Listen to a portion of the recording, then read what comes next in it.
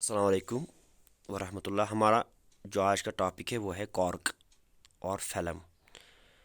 अस पोर पत्नी फिर कि परमानेंट टिश्यू छान दो किस्म सिंपल तो बे कॉम्प्लेक्स। सिंपल परमानेंट टिश्यू वन यह दो किस्म आसान। अगो प्रोटेक्टिव टिश्यू बे गो सपोर्टिंग। प्रोटेक्टिव टिश्यूस में पढ़ो पत्मी फिर एपिडर्मिस। तो प्रोटेक्टिवस में ब्या किस्म यथ नाव कॉर्क या फैलम। यम जन आसान स्टेम्स या रूट्स, खासकर ओल्डर स्टेम्स या ओल्डर रूट्स यमन नेबी किन टिश्यू आसान तो मत कुलिक दियल वनो शार्टस मज अत वन कॉर्क या फैलम। तिमन सेलन वन कॉर्क सेल्स या फैलम सेल्स। तिम बनावन स्टेम या रूट इन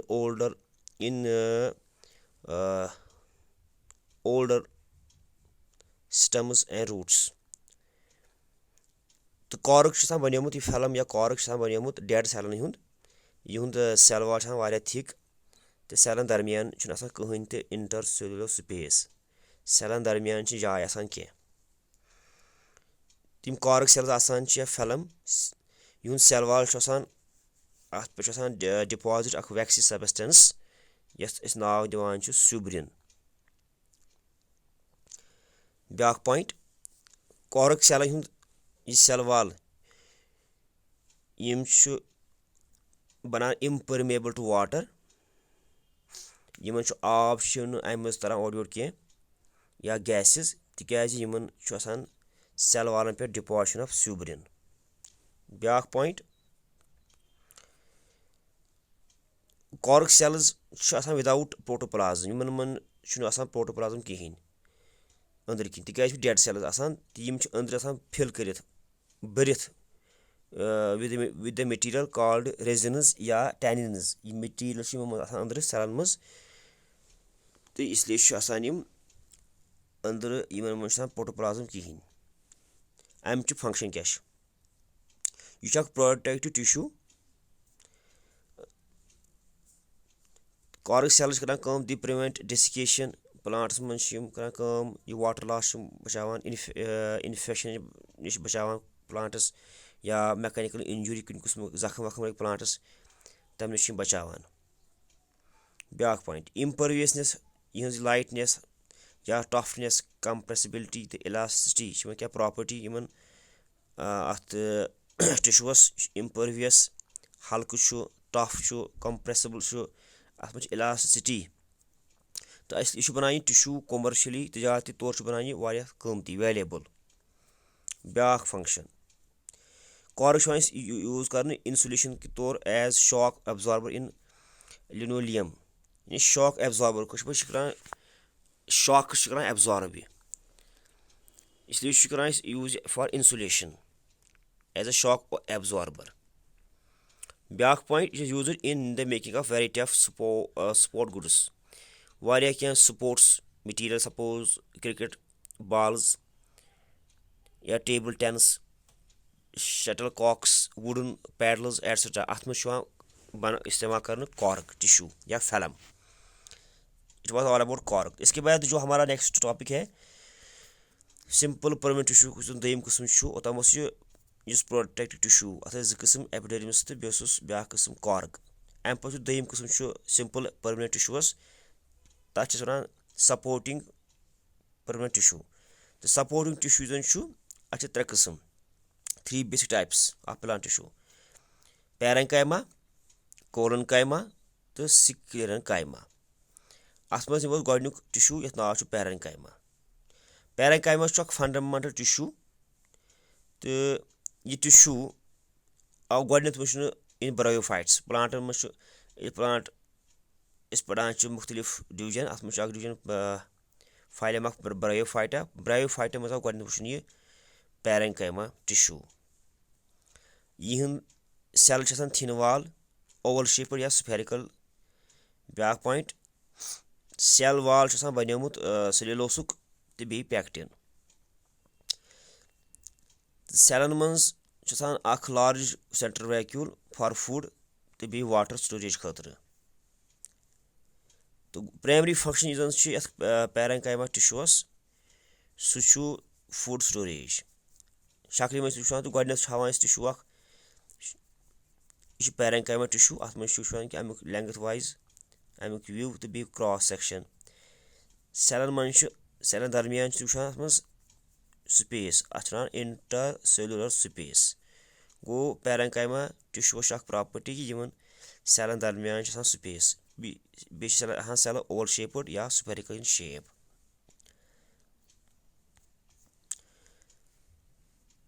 तो क्या parenchyma sales they are involved in excretory substance storage तो क्या सेल करान तम इन्वॉल्व गसान तम करान एक्सक्रीशन या स्टोरेज तम आइडियोब्लास्ट्स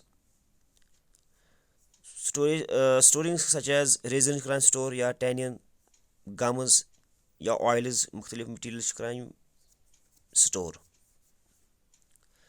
back point in typical parenchyma chloroplast is absent chloroplast absent आसान एकस typical parenchyma cell मज back point chloroplast containing parenchyma tissues or parenchyma one आसान कभी कभार क्या होता है कि parenchyma सेल में chloroplast होता है तो उसको हम उस वक्त कहते हैं chloronchyma which perform photosynthesis तम साथ perform photosynthesis for example mesophyll of leaves पन वथर मेसोफिल टिश्यू तथ मज क्लोरेन्काइमा लबन इन हाइड्रोफिटिक प्लांट्स हाइड्रोफिटिक प्लांट्स आबस मज तिमन पैरेन्काइमा तथ मज बज बज स्पेस सेलन दरमियान तो तम साथ तथ नाव दिवान नौ नाव एरेन्काइमा गो सू पैरेन्काइमा यम कन सेलन मज आयर स्पेसेस तो यह टिश्यू यह एरेन्काइमा प्रोवाइड तम साथ प्लांटस बयांसी यह प्लांट आबस मज असल पे सर्वाइव कर यह आबस मज डुबान कह आबस मज हेर रोजान बिकॉज ऑफ बयांसी ब्याक पॉइंट पैरेन्काइमा का एक और फंक्शन है parenchyma provides turgidity to cells यह पैरेन्काइमा टिश्यू यम सेल यम प्लांटस दिवान टर्जिडिटी इसके बाद नेक्स्ट है वो है कोलनकाइमा कोलनकाइमा जो है कोलनकाइमा भी एक लिविंग मैकेनिकल टिश्यू है प्लांट्स में तो कोलनकाइमा जैसे डायग्राम में देख रहे हो cell thick walled at corners कोनन पे सेल थिक तो अत मे थिकनिंग सेल्यूलोस तो पैक्टिन मटीरियल लबन सेल वालस मज तो यम cell provide flexibility to plant parts flexibility प्लांटन तो प्लांट ईजी बेंड गसान तो मुख्तलिफ पार्ट्स प्लांट तम bend easily because of collenchyma tissue यह टिश्यू प्रेजेंट ऑल इन हर्बेशियस तम herb plant dicot system plant मज डाइकॉट सिस्टम मज मौजूद बी पनवथ कन मार्जिन पे यह टिश्यू मौजूद तो क्या क्लोरोप्लास्ट हेकान अथ टिश्यूस मज सेलन मज आसित तो यह टिश्यू दिवान मैकेनिकल स्ट्रेंथ तो इलास्टिसिटी दिवान ग्रोइंग स्टेम प्लांट कन स्टेमन दिवान यह मैकेनिकल स्ट्रेंथ मजबूती दड़ेर बे इलास्टिसिटी यू कोलनकाइमा तो आज के लिए इतना काफ़ी है जो वॉज अबाउट कोलनकाइमा तो हमने आज पढ़ा इसमें हमने पढ़ा कॉर्क या फिल्म क्या होता है इसकी फंक्शन क्या होती है इसके बाद हमने पढ़ा पैरेन्काइमा क्या होता है